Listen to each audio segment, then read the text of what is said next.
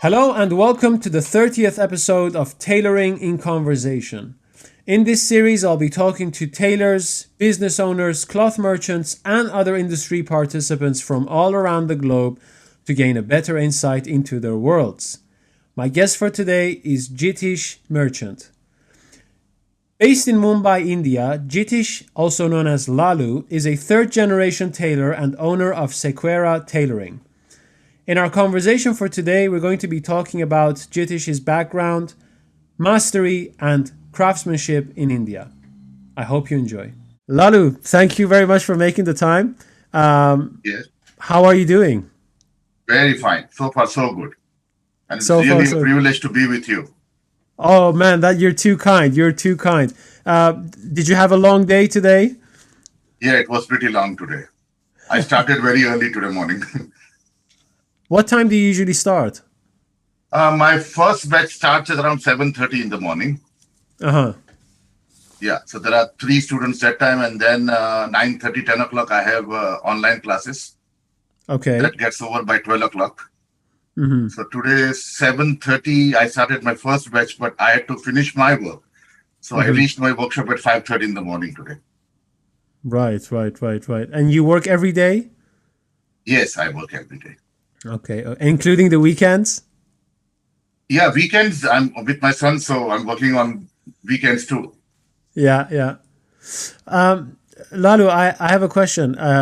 Obviously, you're much older than me, but if me and you were at the same age and we were in our childhood years and we were like, 10, 11, 12 years old, which one of my friends would you be? Uh, would be a school friend, I believe, because we both were the same age. Yeah.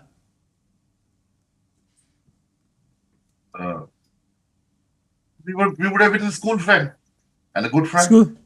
Were you the friend that was making things all the time, or were you the one who was studying all the time? Study, I was not very serious those days. Mm. So yeah, I was more a mischievous kind of a boy, I think, in my childhood. I, Hmm. I, I got serious when I grew up and then when I joined business. Right. And did you have certain specific interests that led you to what you're doing today, or was there a story that kind of like flipped you upside down? No, I wanted to become an architect. My goal was to Hmm. become an architect. I was very much interested in that. But Right. family business was so big that time. Hmm. So my father was looking forward for me to join the business. And he was a tailor as well. He was a tailor. Yeah, he was a very popular tailor. And Hmm. he wanted me to join. And my elder brother was already in tailoring business. But Hmm. he Hmm. wanted to go into construction business. Right. So they were, and he was 15-year elder to me, my Hmm. elder brother. I Right. had seven sisters in between me and my brother. Hmm. It's a Seven. big family. Yes, seven sisters.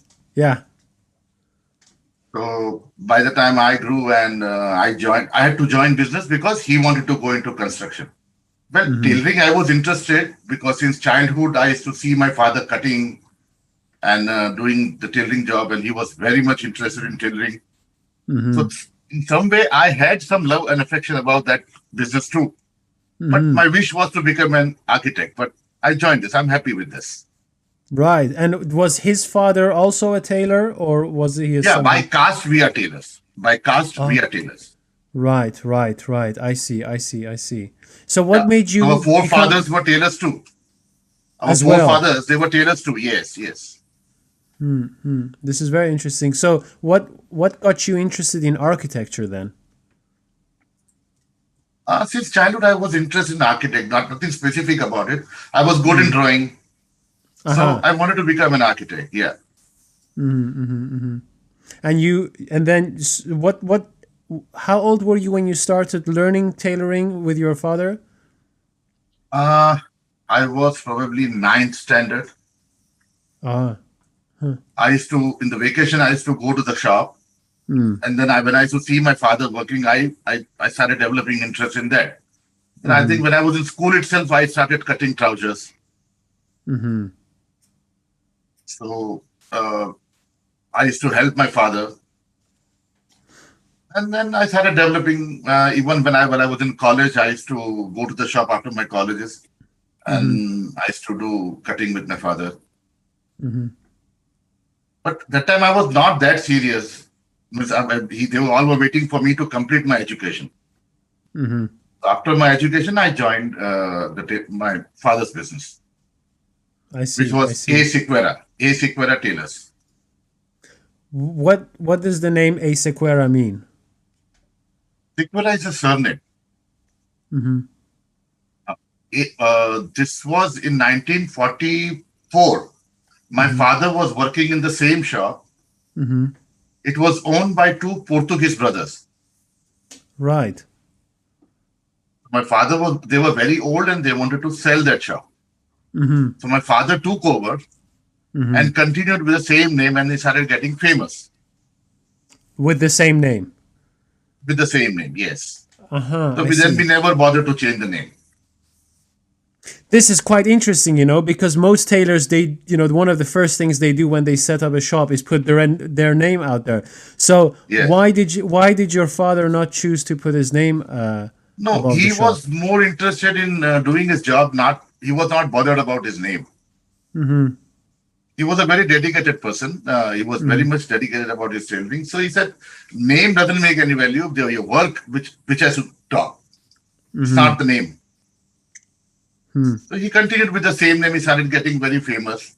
He became very popular, Mm-hmm. and he continued with the same name. I see. I see. How many people were working in that shop? When I joined, there were 125 plus workers. Oh, right. That's quite a lot. Yes. That is. And so there were, I assume, was it so that you had a division between cutters and makers, or was everyone doing the cutting and the making at the same time? No. Cutters were separate, and Uh-huh. makers, the workers were different. I mean, Okay. the tailors were, separate. Right, right, right. And so, do you remember how many cutters were working there and how many That tailors? time, approximately 9 to 10 workers, cutters. 9 to 10 cutters. Okay.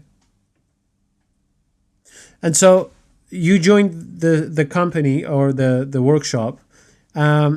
Were you learning from your father, or did your father put you with someone else in that workshop? No, he was very busy, so he never had time to teach me one to one. So he Mm-hmm. had sent me to numerous masters. Right. So, like in a day, I used to take three classes from different masters. So it's Mm-hmm. like, it was so confusing that first master teaches you something, then Yeah. the second teacher again teaches you something else. Yeah. And in the morning, my father used to check what I've practically I've done. Yeah. So it was little tight, very difficult time for me that time. But Mm-hmm. today I thank him that he did a good job for me, that I could achieve so much because of his, the way he trained me. And then Right. finally, after I completed all the course, and then he just polished me. Mm-hmm. Hmm. Because he never had so much time because he was so busy. Mm-hmm. So were the people that were working there trained by your father, or were they just colleagues along with him? They had already taken the training, and then my father used to train them for a month or two to Okay. adopt his system. Yes, yes, yes. Yeah. So they Mm-hmm. were not allowed to use their own system. Right. They I had to see. follow my father's system. Yes. So that's what And happened what? with me also. I learned from other masters, but Yeah. finally I had to adopt my father's system only. I see. I see. So when you said to me that he would send you to other masters, were these the masters in the same shop as your dad, or were they in different No, they workshops? were different from different shops. Ah, okay. I see. I see. Okay, that makes Yeah. sense. He Yeah. had a lot of relation with almost all the tailors, and Yeah. all the tailors had a lot of respect for him. So Yeah. they used to listen to whatever my father used to say. Yeah. Yeah. Yeah. I see. I see. I see. Huh. So, how did you deal with the fact that one master would tell you something, and then the other master would say, "What are you doing there?" Yes. Where What did do you you do learn with this that? from? What do you Who do taught with you all that? this? you have to listen to whatever they say. See, Yeah. and you have to give the first master what he wants, then give whatever the second master says. Give them what they ask for. Yeah. But then it was too much of load on me those days. Yeah, I can imagine. It's very confusing. Did that demotivate you sometimes? Yes, when at that times. happened? So, yeah, many times. It's like so I used to cry that time because I was very young. Yeah. And when I used to take those things to my father, he would say, "Where did you learn this from? Did he teach you all this?" That's typical. Yeah. Yeah, that seems to be a common thing with apprentices when they are learning in workshops. I actually wanted to ask you, so how did you transition from being an apprentice, someone who's learning, into taking over the workshop and then running the workshop yourself? How was that transition? Uh, After that, I almost completed 5 to 6 years of training. Uh-huh. I learned how to do the attachment and everything I learned. And then I started working under my father. In a year or two, he realized that this boy is capable now. And slowly, he started getting retired. I see. Yeah. And my elder brother went into construction business. Only me and my father were in the business. Father was also getting old. So after 2 years that he got confidence on me, he gave up. And then I took over. Yeah. And do you think that the things you learned in terms of craftsmanship, were they enough for you to also run a workshop, or did you have to learn other things to run a workshop at the same time? Craftsmanship is, even in today's date, I'm learning. It is never-ending story. My father used to say always one thing: you grow only when you are green. Yeah. Once you're ripe, you rot. Yeah. Right. So That's a he good said, saying. always you have to have that attitude of learning till the day you die. But even in today's date, if I find something interesting in somebody, I sit and I try to adopt something from him. It's a never-ending story. Yes, I agree with that. Every day we have to learn some new thing. Yes, I absolutely agree with that. So I actually wanted to open the conversation about this topic of mastery, and I wanted to open the topic with something that I found very interesting, and I would love to talk about this because I think it's going to be an interesting conversation. So I think it was about 1 year ago, I go on my phone and I see I have a new comment on a YouTube video, and it was from you. And the comment said something like, "I can tell you're a good teacher, but I can tell you're a good tailor, but you're not a master. You have to learn how to become." I remember this. Yes. So I would like to ask you, and I agree with you. I'm definitely not a master, even though I may have talents in tailoring. What made you think that I'm a good tailor in the first place, and then we'll take the conversation from there. No, I had seen your few videos where you were talking about attachment, and you were showing how to make the chest piece. I've seen some videos of yours, so I found those very interesting. The way you were doing it and the way you were showing it, and also you were explaining the things in detail. Grammatically, you were absolutely correct. Scientifically, you were absolutely correct. But when I saw you cutting, that's where I felt that I must say this, and I couldn't control myself. Yeah. I told you, yes, that you need to learn something about cutting. Yeah. It's not that you don't know cutting or you are bad in cutting, but you need little finer point tuning. So this is, I think this is a great conversation to have. So I've been thinking about this for since I started my apprenticeship, and like we said, you go to one master, they say one thing, and then the other master says something else. Yeah. Lalu, what do you think personally from your experiences? What do you think makes a good master? Like, what does it mean to be a good master? How can you tell someone is a good master? First of all, a master should know. He must know how to read a body. It's like what exactly this body is like. Is he stooping? Is he erect? the shoulder differences. He should be able to read all those things. As far as the garment is loose or tight, doesn't matter. But the balance has to be correct.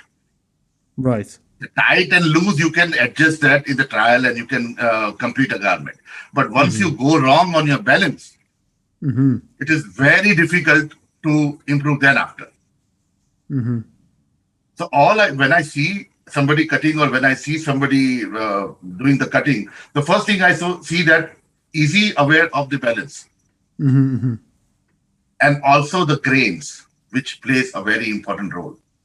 The shapes you said? Grains. Right, when you cut the garment, many masters, they are not aware of the grain. They cut a trouser, they make it cross or the jacket when they cut. They are not aware of the grain, where they need bias, where they need what the angle they have to cut. So that is very important. So main thing what I see in a master is I see that whether he's aware of that subject or not. I'm not worried about the garment has become loose or the garment has become tight. That can be managed. Yes. That can be easily managed. But once you go wrong on your balance, which is repeatedly I'm saying, once you go wrong on your balance, the garment cannot be cured. I see. You know, I've had a lot of teachers when I was studying, and not necessarily tailoring teachers, just teachers in general. And I noticed that some teachers, they weren't really good at what they were doing, but they were good teachers. So what they were doing was, for example, they were facilitating a lot of time so that I could make mistakes or I could ask questions. And then other times I met teachers who were really good at what they were doing, but they just weren't good teachers. Like they didn't have patience. They couldn't explain what sort of qualities, personal qualities, do you think are important to not only be good technically, but also actually be good in developing other students? Because you yourself have students. Is that correct? Yes. I have many students right now. You learn how you keep teaching the students. You are learning that time also. Because you might come across many stupid questions. You might come across many irritating questions. Yeah. But we don't have to lose our patience because he doesn't know, he's coming to you. Because those students, they are not aware of it, they are coming to me. If I yell and if I shout at them and I don't reply them, that's not right on my part. Right. Yeah. So we have to be very patient when you're teaching. First thing I tell my students, you can ask me same question 100 times. I will reply you in the similar tone. I will not get angry. But once you say, I know this, and then if you make a mistake, I might raise my voice. I might. You ask me 10,000 times, no issues. I will reply you. Yeah. Would you say that perhaps a very important part of the process of mastery itself is being able to ask questions and not being afraid of asking questions? Yes. Yes. The more questions they ask, their doubts will be clear. Yes. Yeah. As in when I take in a group I teach, many of them they think if I ask this question, I might they might consider me a fool or they might consider me something else. But I tell them, don't be afraid of asking. Your question might solve somebody else's query too. Yes, of course, yeah. So in fact, I keep asking them. If you have questions, keep asking me. More you'll ask, more you will learn. Yeah. So while I'm teaching, I'm in some mood. I'm going in one track. But when you raise a question, I might go deeper into that. I'll be able to explain you something more. Yeah. Do you think that mastery itself has? I mean, of course, I don't know. I'll ask you. Do you think that mastery has a lot to do with age and how many years you're doing something? No. No. No. Please tell me more. Of course, the experience, they do count. But how nicely, see, when you are learning from a master, his experience is maybe of 30 years. Yeah. If he's a good teacher, he will donate his 30 years experience to you. So that will, his end point will be your starting point. Right. Yeah. So you already have those 30 years in front of you. That's what I tell my students also. 35 years of my experience. I'm giving you everything. I'm not hiding anything. My 0 point is your starting point. Don't stop there. Keep going further. You have to progress. You have to be better than me, not like me. So age has nothing to do. Like my students who are young right now, I'm very happy to see. I have students of 20 years, 22 years, 23 years. Now the young generation has started coming in. That makes me very happy, and I feel rewarded when I see that. And which was my goal, that I wanted young people in this trade. Yeah. Well, we are seeing more of that now, so that's good. That's definitely a good thing. Yes. And I encourage the young generation. Yeah. Do you think that people who do master something really well, whether they do it at a young age or an old age, do so because of their personal characteristics, you think? More than anything else? To be very frank, in India, there are very few masters, or maybe hardly any masters, who's ready to teach somebody. So even if they wish to learn, they wish to learn earlier in their age, but there was no one to teach them. I was fortunate enough that I was born in a tailor's family, and I could learn from my father. I could inherit. But many tailors, I think, they wish to become a master. They try to learn from their own master.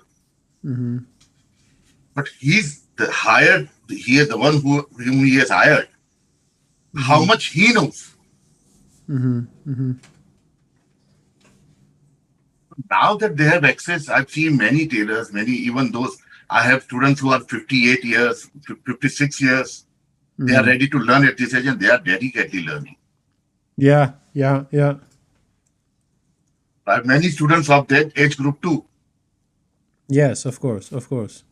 How do you recognize good students? Like, can you tell when someone walks into your workshop, like that's going to be someone big? Yes. The moment they start working, and they work with me for a day or two, I realize this guy will go somewhere.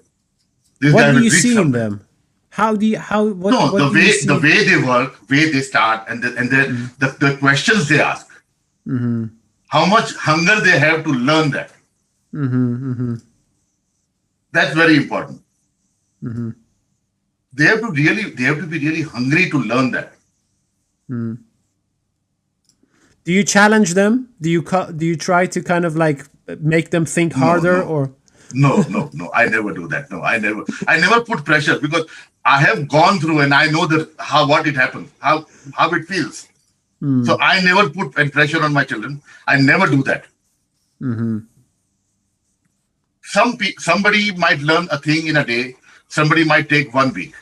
That's fine. Yeah. At the end of the course, they have to be accurate in their work. So many students, they come to me, sir, how long will it take? I tell them 5 weeks, 6 weeks. But it depends upon student to student, how fast he is and how much practice he's doing. Yes. Sometimes some students, they take 10 weeks, 11 weeks. I help them. My purpose is that they should learn and put into practice. Do not learn for the sake of it. Better you don't come to me. Don't waste my time as well as your time. Yeah.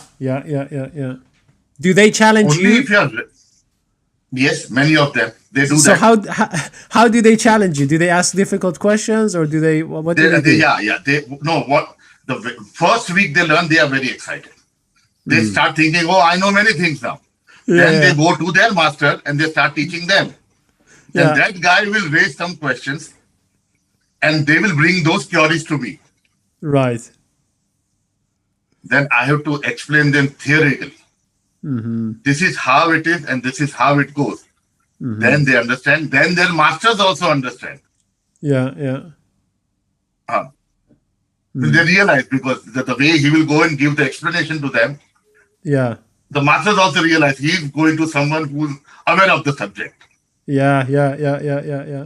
What do you do when a student keeps on asking questions, and maybe sometimes they may ask something that you genuinely don't know? How do you tell them, like, look, what you're asking me is not in my domain of knowledge, but maybe I can guide you towards finding your own answer? Like, how do you deal with that? Yes, that's what I do. Yeah. If I don't know any answer, I have to accept. No, I don't know this answer, but I will try and find out. I will try to help you. Because sometimes they come out with some very unusual questions. They do. Yeah.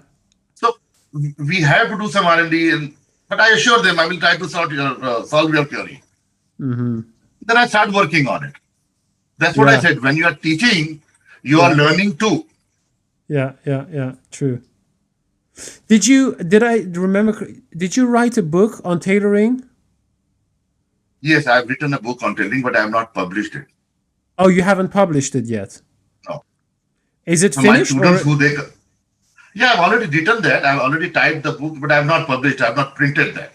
So the students, they come to me. As in how they finish the chapters, I keep giving them those notes. I see. And how long did you work on writing that book? Oh, maybe 15, 20 years. 20 years? Yes. That's a very long time. I was writing, how many times I wrote something about it. I made a chapter, and then I felt, no, I need to change this. Then I changed it. Even in today's date, I'm doing that. Yeah. Because if many times students, they come out with really interesting questions. So when I solve the query and I understand, no, if I do it this way, result is much better, I immediately change it. Yeah. So they are it kind really of like... happens many times. It really happens many times. Yes. Well, that's a good thing, because then it means that you're improving all the time. Yes. Did it start out as a collection of your personal notes on tailoring, and then you kind of like organized it into a book, or did you thought, I'm going to write a book? No. When I was learning, since those days, I used to make my notes. Yeah. Then how I kept improving, I kept putting that on papers, and I used to make my own notes. And that's how I completed the book. Yeah. But even in today's date, I keep changing. Yeah.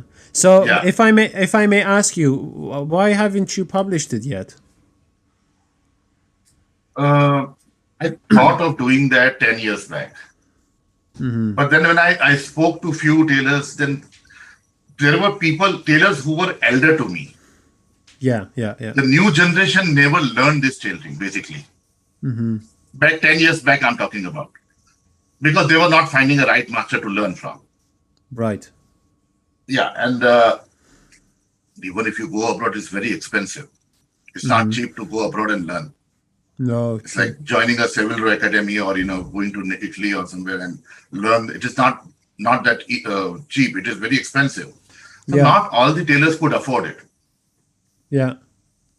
And even if you learn in abroad, the style of working here in India is totally different. In what way? It is very different. The way to work here in India is totally different than the way you guys work over there. First of all, the workers that we have, they are all uneducated. And when you say uneducated, do you mean in terms of school or education in tailoring? Okay. I see. And tailoring, they know only one style. They are not ready to accept any other style. They just follow whatever they have been taught, and they are not ready to accept anything unless And until you show them, you attach it and show them. And when they see the result, then they start accepting it. Right. What I try to say is that workers are not made. You have to make the workers. When I say worker, I mean to say tailors. You have to make the worker. Yes. Yeah. I see. Because they have been working under some other master. Yeah. Maybe he doesn't know his subject, or maybe he knows, but his style is different. And they have been following that. Now, that style not might be appropriate according to me. He has to work the way I want. Yeah. Yeah, and so you have to teach them. It is not, they are not, you will not get ready-made tailors. For that, you have to be a master tailor. Becoming only a master is not going to work. Becoming only a tailor is not going to work. You have to be a master tailor to run a store. And you can, when you say master tailor, you mean also someone who can develop other great master tailors, I assume. That's what you mean. Yes. Yeah. How many tailors do you think there are on average in India? Do you have like an estimate on how many tailors there are? There are numerous tailors. Yeah. But I wouldn't call them a tailor. They are shopkeepers. Oh, I see. They hire a master and then they run their show. I'm 100% against this. Tell me why. No, if you have opened a tailoring store, you must know your subject. Yes. You can't be dependent on a master. A simple example I'll tell you. I'm a third generation tailor in my family. I'm dealing with the fourth generation clients. Yeah. Customer, their loyalty. They have been like 3 generation and 4th generation is with me now. Why they will do that?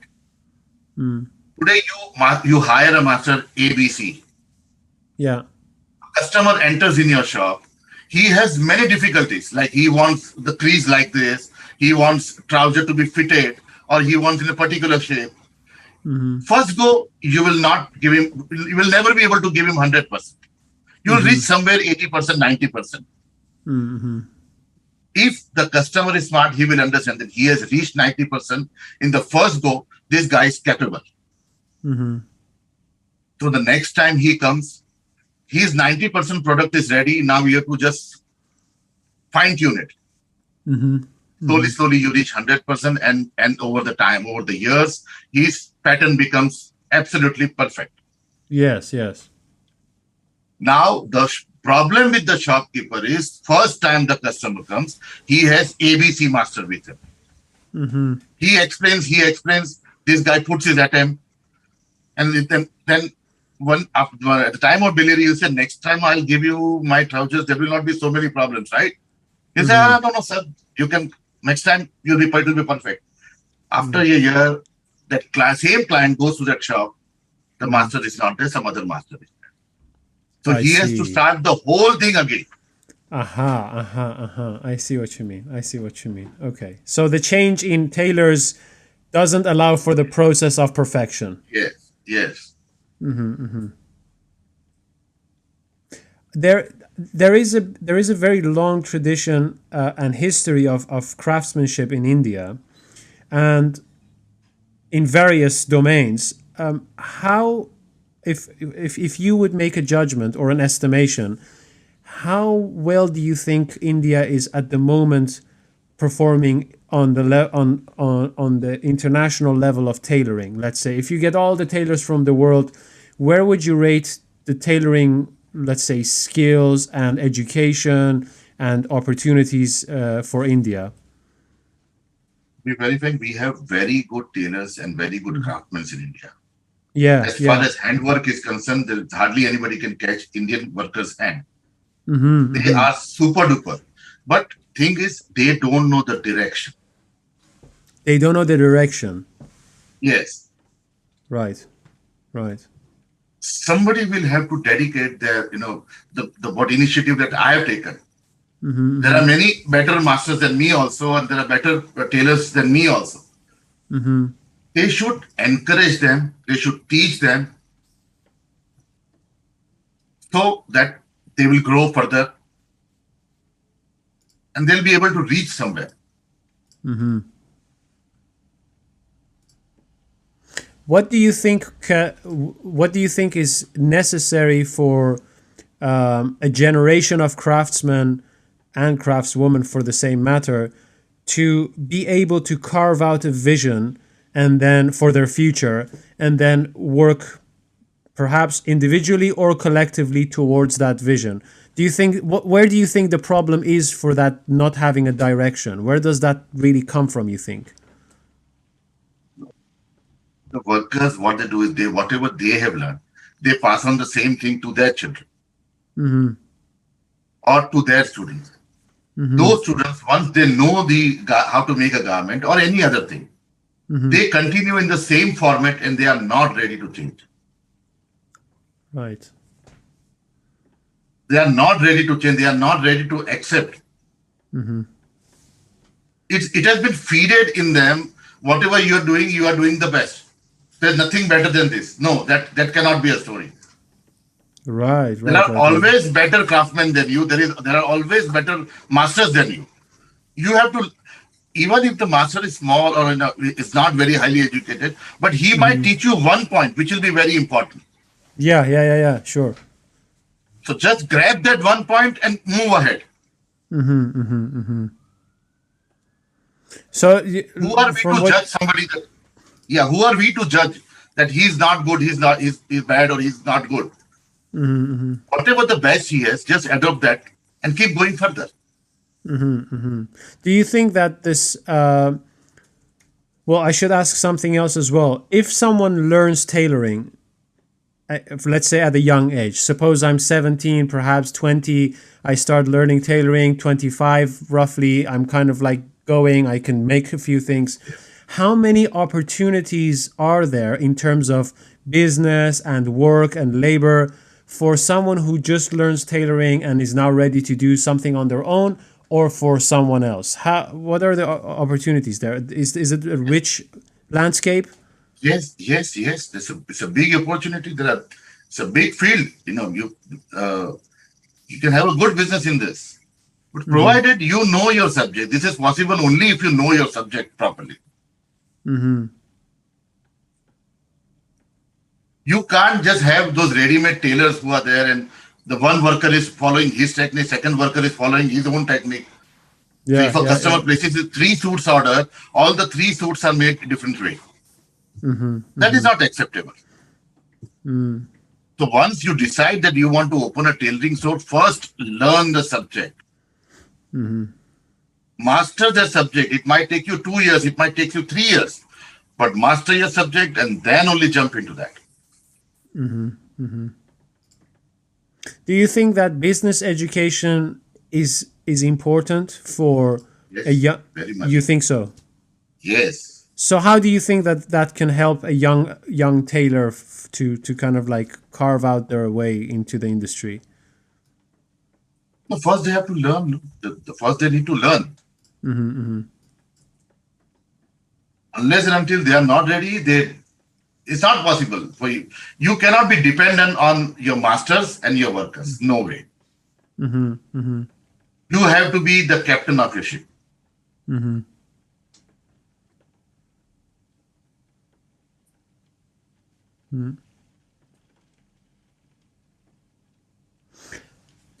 I know there are many factories in India where people from the UK at least, or many countries are working. They produce garments, etc.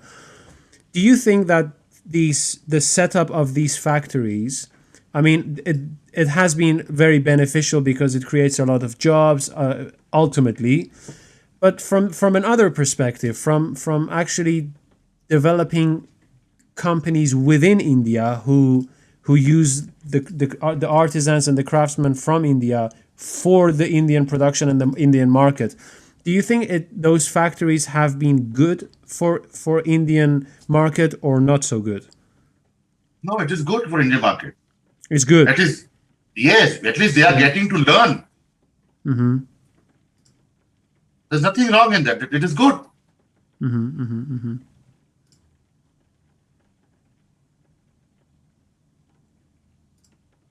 Mm.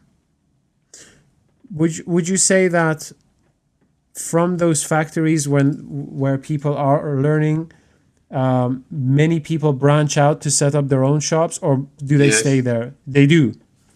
Yes, they do. Mm-hmm. They do. 70% of the tailors who are working there, they go with the intention they will learn something from there, and they will branch out, or they will make their own shop, or they will go and work with somebody else. Mm-hmm. Mm-hmm. That's fine, and I don't think there's anything wrong in that. No, for sure. It's I'm wondering, whether that has encouraged more artisans to just work for a factory or to work for themselves and to set up their own shops. Something like that I'm trying to figure out. Yes. Mm-hmm. There are two ways to it. Some workers might think if I work in such factory, I'll be Mm. paid highly with some local tailor or local factories. Yeah. They will hire him at a higher price. Mm-hmm, mm-hmm, mm-hmm. Many people, they go with that intentions too. Yeah. And there are many who are genuinely want to join because they want to learn. Mm-hmm. So there is no opening here. Mm-hmm, mm-hmm. How is craftsmanship in general? Because I know there are many craftsmen in India, and most of the time when there is too much of something, the value goes down because there's just too much. Are craftsmen or craftswomen in India and just artisanal products generally valued as much as they are in countries where there aren't many craftsmen? Would you say? Here I would like to say, unless and until you have not mastered that subject, you will not be highly paid. Uh-huh. Uh-huh. Uh-huh. You have to decide which segment you want to be. Mm-hmm. If I want to be into that niche market, I have to educate myself that much. Mm-hmm. Then only I'll be able to reach there. Mm-hmm. Just learning few things and then you say you have already become an artist. Fine, Mm. you are an artist, but you'll be paid that price. So who defines what the value of that craftsman is or the work? Once they start working, Mm-hmm. everybody, they know that he's a good worker. Then Yeah. accordingly he starts progressing. Mm-hmm. It takes little time. Mm-hmm. Definitely the labor prices are very low here. It's not, Mm-hmm. they are not being paid as much they are supposed to be. I see. Yeah, and even the tailors, they are not charging, even if there is issue for that. Mm-hmm. So I remember when I was young and the customers used to compare, that tailor is charging this much, you are charging this much, why you are so high? Mm-hmm. But I'm putting a lot of efforts in it. Mm. It is going to be expensive because it is time consuming when you make a garment with hand and scientifically you attach it. It takes time. They might Yes. make one jacket a day. For me, it used to take 5 to 6 days a day, a jacket. So Yeah. it is expensive. The labor is high. Even the quality of the things that we use inside, the canvas and everything is quality.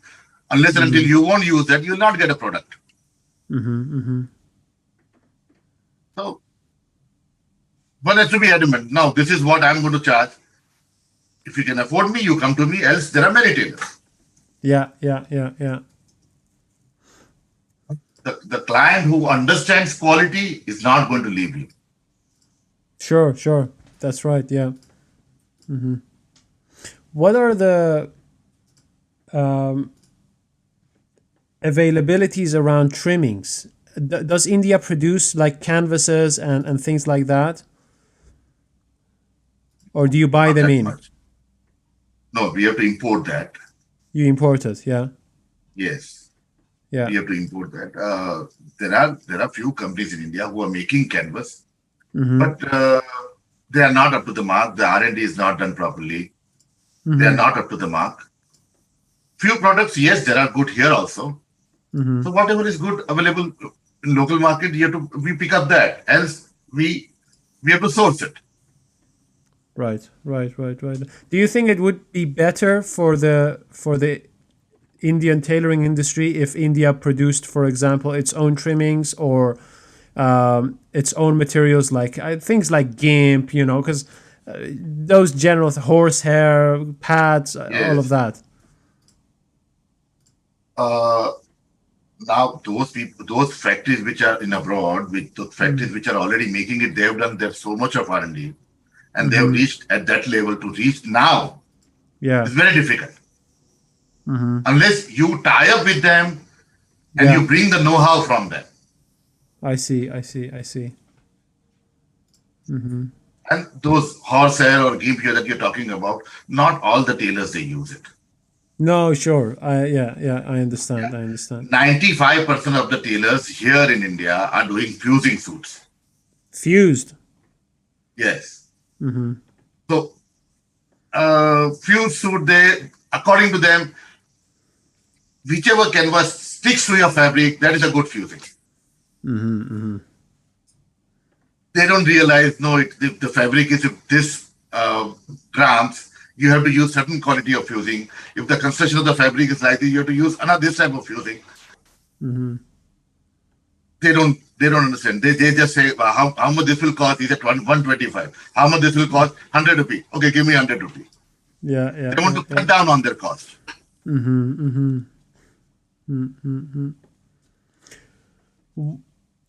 How many artisans are learning their craft in a workshop, and how many are learning it in a school? Let's say a tailoring school. Do you have like an estimate on that? We don't have any tailoring school here. No, Only you don't. No, we don't have. Why do you think that is? There are few schools, but they are not. Once you graduate from that school, you'll not be able to open a shop. So why not? Is that because of the lack of opportunities or lack of skills, or? Yes, it is like that. There are no schools or academies here in India to learn tailoring. You have to be under some master, and then whatever that he teaches you, you get that much. Yeah. I guess this is the difficult part, because in a sense, when you are just a student and you're just starting out, you know so little that you can't even make the judgment whether the master you're staying with actually can teach you something. So it kind of like becomes random, right? So you go to someone, you spend like 3 years with them, and then you're like, my friend is with another master, but he learned like 3 times more. So Correct. That makes it, I think, very difficult to actually progress. And what you said earlier on was very nice. I think your ending is their beginning point. Yes. And so it's like, well, how do you choose a master? Like, or maybe it's better to go to a school, but then there aren't many schools then. And if you go to them, maybe you won't learn because, when you're in a tailoring workshop, you learn so much more than the tailoring, right? You learn to see the clients, you learn how to make tea, you learn how to keep the shop clean, you learn a lot of things. So maybe if your teacher is angry, you learn how to deal with that kind of thing. Yeah. Right? So it's very difficult, I guess. And so I'm actually surprised that you say there aren't many tailoring schools in India, given how many craftsmen and craftswomen you guys have. Do you think that's going to change anytime in the future? Do you see more tailoring schools upcoming, or online courses or classes more? At the moment, there are not, but I feel like the way I have started, maybe looking at it, some more people will start. And I always tell my students, do not limit your knowledge here. Please spread. Please teach other students. that's the first thing I teach them. Do not limit yourself. That's what my father taught me, and that's what I'm teaching my students now. Let this knowledge spread. Do not stop that.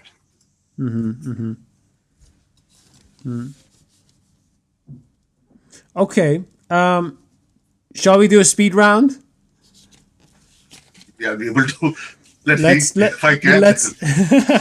Let's do a speed round. I have a few words based on our conversation, and you tell me the first thing that comes up your mind. And if you can do it in one word, that's even better.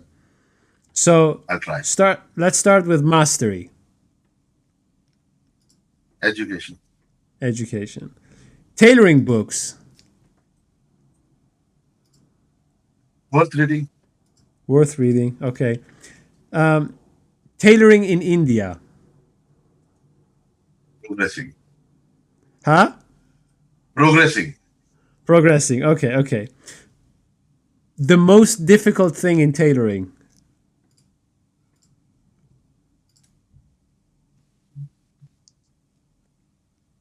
Tailoring itself is very difficult, but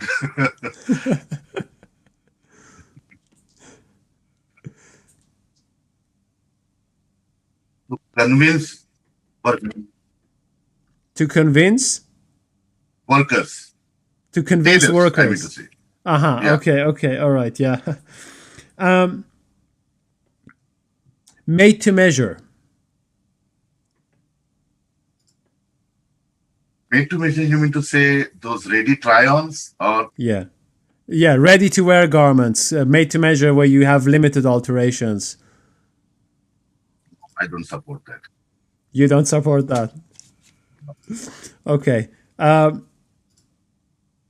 Savile Row. Makkah of tailoring. Mecca of tailoring. Yeah. And last but not least, Lalu. Trying to donate his knowledge. Right, right. Well, I certainly found this conversation very, very informative, and I enjoyed it a lot. Thank you, Lalu. Thank you very much for your time. Great talking to you. Thank you very much, Reza. Sure. God bless. And that was Lalu. I hope you all enjoyed the conversation, and I'm actually curious to know what you think the true qualities are of a bespoke tailoring master. If you'd like to see more of Lalu, check out the link to his Instagram page in the description of this video. And if you have any thoughts, comments, or anything else you'd like to add, do so in the comment section. Until next time, bye-bye.